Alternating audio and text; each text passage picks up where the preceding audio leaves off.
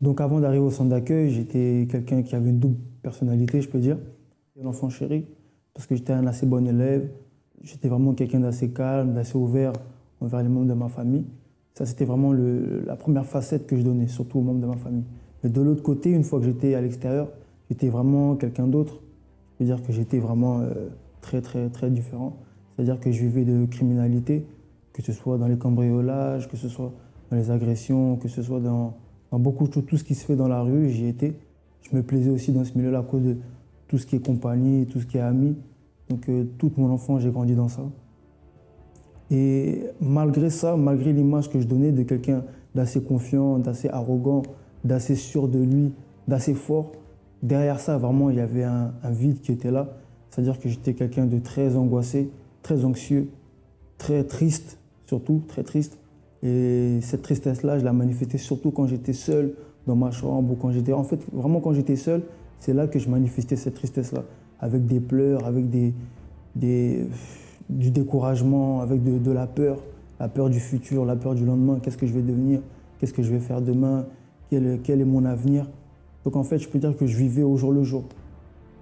Et à un moment donné, dans ma vie aussi, il arrivait que j'ai arrêté l'école parce que j'avais raté mon diplôme. Et dès que j'ai passé cette phase-là, je ne savais vraiment plus ce que j'allais faire, je ne savais vraiment plus ce que j'allais devenir. Donc ça me poussait un peu à faire comme je l'ai dit au début, tout ce qui est cambriolage, ça m'a poussé à... J'ai accentué à ce niveau-là en fait. Dans tout ce qui est criminalité, j'ai vraiment accentué dès que j'ai arrêté l'école, dès que j'ai vu que pour moi, il n'y avait plus vraiment de solution. Ça, c'était bien avant qu'un jour, mon cousin, qui fréquentait déjà le centre d'accueil depuis un bon moment, après plusieurs invitations, la dernière invitation qu'il m'a faite, j'ai accepté finalement.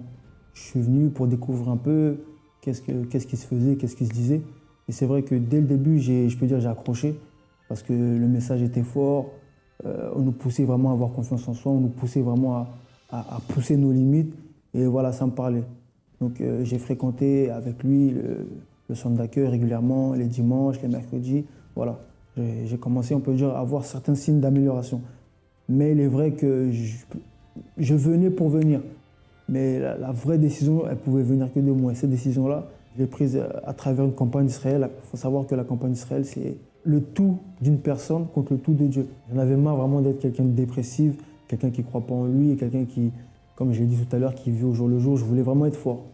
Pas fort physiquement, fort apparemment, mais vraiment fort à l'intérieur. Parce que je sais que tout dépend de ce qu'on a à l'intérieur pour réussir. Et je suis vraiment concentré dans tout ce qui concerne les choses de Dieu. J'ai vraiment sacrifié tout ce que j'avais, mes économies, mes amitiés, mon temps.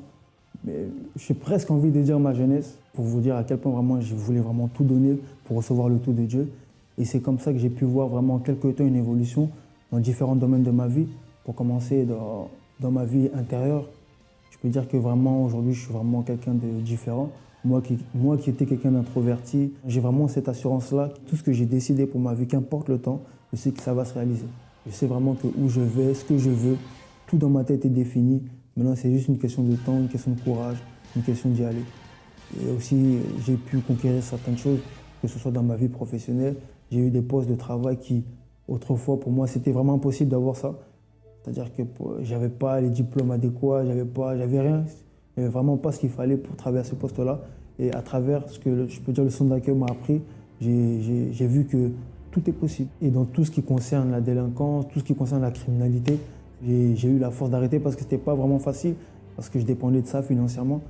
Parce que certes, je le faisais parce que j'étais triste, etc., mais je le faisais aussi financièrement.